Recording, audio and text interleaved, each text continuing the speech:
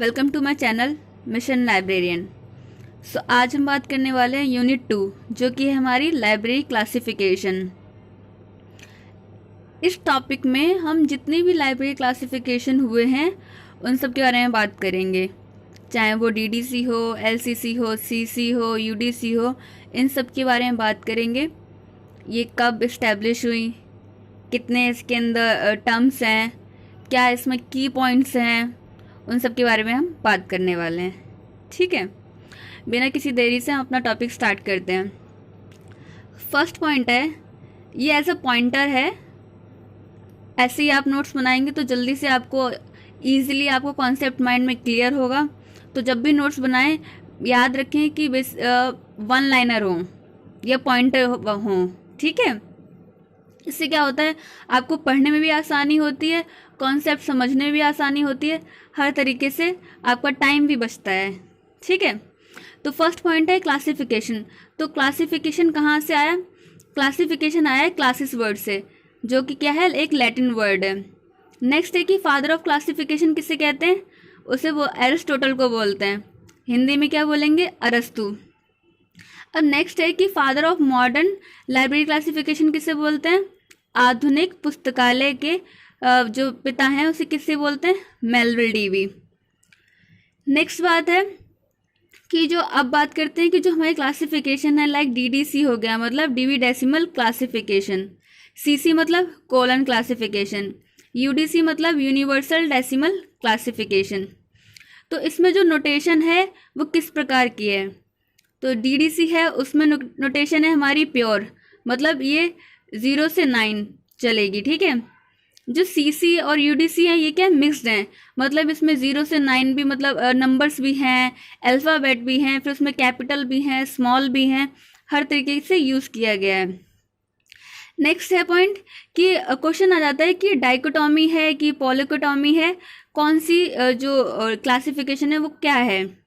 Question ऐसा आ जाता है कि समझ लीजिए आपको क्वेश्चन दे दिया गया है, जो डीडीसी है वो कौन सी उसके जो उसका विभाजन है वो किसके अंदर आता है? डाइकोटॉमी में आता है, पॉलीकोटॉमी में आता है, या डिकैक्टोमी में आता है? तो ये है आपका आंसर। जो डीडीसी और यूडीसी हैं वो आते हैं डाइकोटॉमी में। जो एलसी है मतलब लाइब्रेरी क्लासिफिकेशन है, और ये एलसीसी है, ये किस में आता है? पॉलीकोटॉमी में आ जाता है। ठीक है, अब बात कर लेते हैं कि जो ये क्लासिफिकेशन स्कीम्स हैं ये पद्धति इनकी क्या है। तो इनकी पद्धति कैसे याद रखेंगे उसके ऊपर क्वेश्चन है। तो ये जो वर्गीकरण पद्धति है, जो डीडीसी है वो क्या है? लगभग परिगणनात्मक, इंग्लिश में क्या हो जाएगा? ऑलमोस्ट इन्यूमरेटिव। जो एलसीसी है वो क्या है? इन्यूमरेटिव, मतलब शुद्ध परिगणनात्मक। यूडीसी क्या है?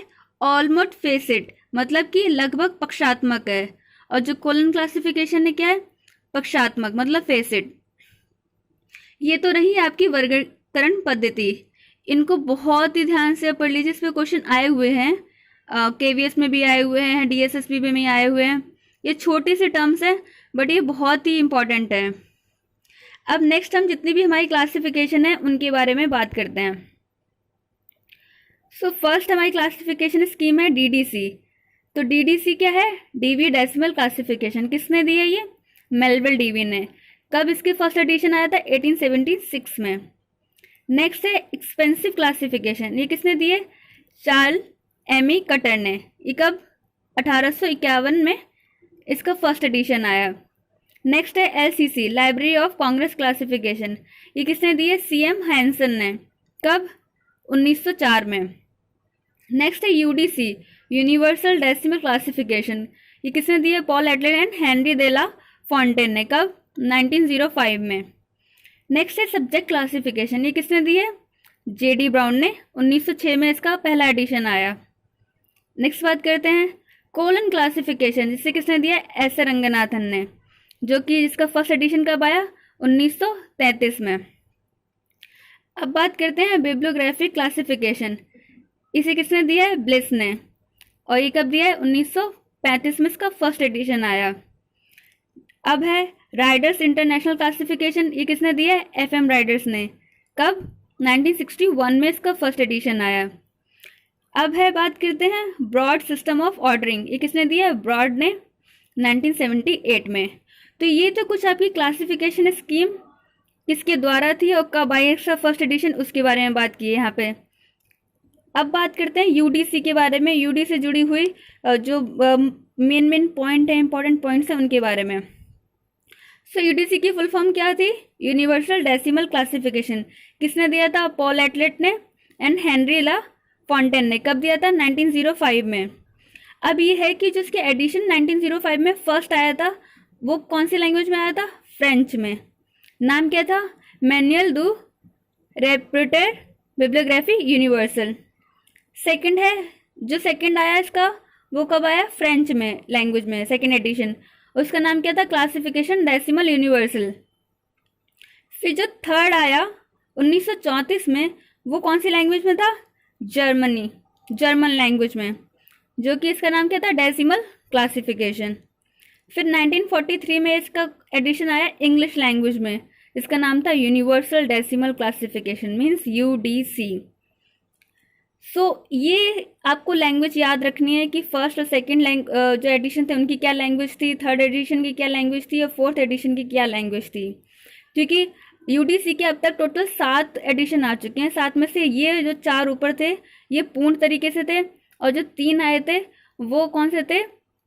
संक्षिप्त थे, मतलब कि पूरे नहीं थे। ठीक है। नेक्स्ट है कि जो यूडीसी का जो फर्स्ट एडिशन है वो 5th एडिशन ऑफ डीडीसी पे बेस्ड है, मतलब जो डीवी डेसिमल क्लासिफिकेशन का 5th एडिशन था उसके ऊपर यूडीसी का फर्स्ट एडिशन आधारित है। नेक्स्ट है कि जो यूडीसी है उसमें 2 तरीके की ऑक्सिलरी टेबल्स हैं, एक कॉमन और एक स्पेशल ऑक्सिलरीज। ठीक है। अब है कि यूडीसी में इंडेक्स में जो वास्तव में कंप्यूटर जनरेटेड है, इंडेक्स का प्रकाशन वर्ष शुरू किया गया था 1988 में। अब आगे बात करते हैं। अब बात करेंगे कोलन क्लासिफिकेशन की। सो कोलन क्लासिफिकेशन किसने दिया था? एस.आर. रंगनाथन ने 1933 में। इसमें क्या था? ये कहाँ से प्रकाशित हुआ था? मद्रास पुस्तकालय संघ से। इसके अंदर सबसे इम्पॉर्टेंट मूलभूत पक्षों की अवधारणा का प्रयोग किया गया था, वो क्या था? PMS। ठीक है। P से पर्सनैलिटी, M से मैटर, E से एनर्जी, S से स्पेस और T से टाइम। ये इनके नीचे सिंबल्स दिए गए हैं, इनको इसी क्रम में याद रखना है। ठीक है। अब इसमें इम्पॉर्टेंट है कि जो CC का जो सेकंड एडिशन कब आया था? 1939 में। CC का 4th एडिशन आया था 1952 में। 7th एडिशन आया था 1987 में। अब यहाँ पे ये सबसे इम्पॉर्टेंट पॉइंट है कि जो CC के कोलन क्लासिफिकेशन के फर्स्ट, सेकेंड और थर्ड एडिशन है वो है रिजिडली फेसिड, जो 4 और 5, 6 एडिशन है वो है फ्रीली फेसिड और जो 7th है वो है क्या? Fully freely faceted. ये इम्पॉर्टेंट है, बहुत ज़्यादा इम्पॉर्टेंट है। ये मैंने देखो बहुत शॉर्ट में कर रखा है, आपको अलग अलग जाके पढ़ना नहीं पड़ेगा कि पहला कौन सा रिजिडली है कि फ्रीली है। ये मैंने एक टर्म में पूरा एक जगह बता दिया गया है। ठीक है। अब बात करते हैं कि जो CC में जो कॉमन आइसोलेट है वो कौन कौन से हैं? वो है ACI और PCI।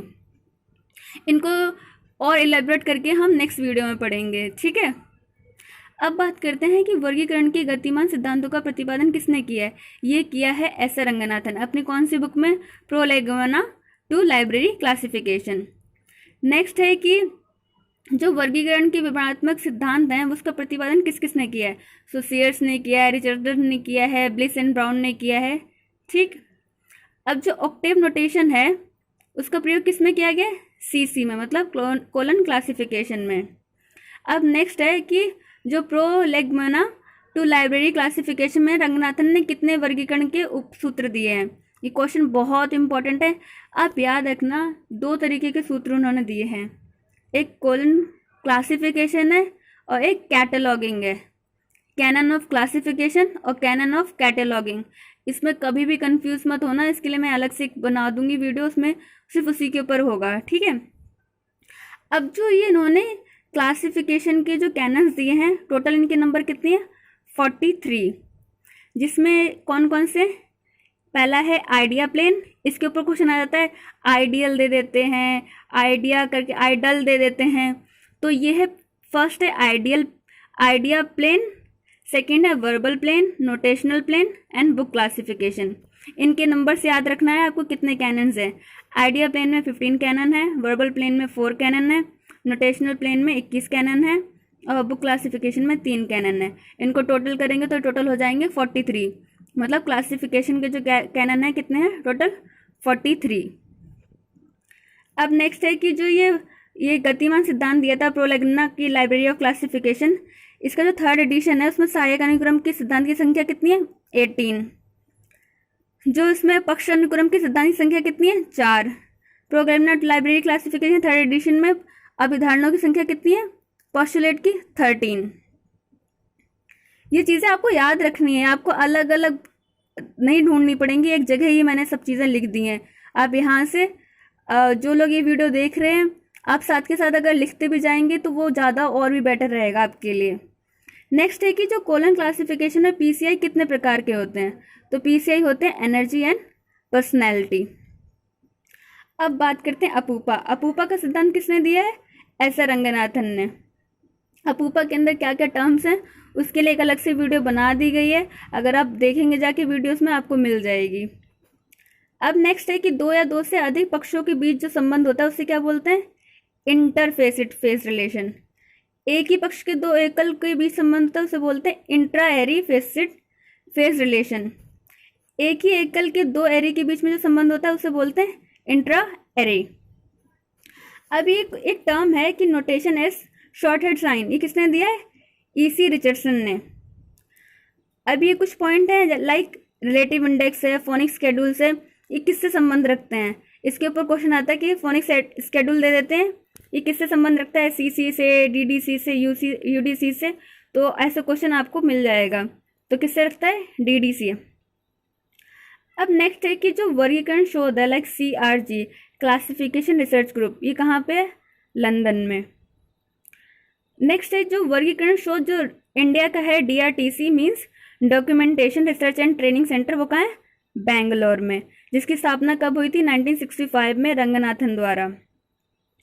अब बात करते हैं DDC के बारे में, कुछ पॉइंट्स इंपॉर्टेंट कि जो DDC है,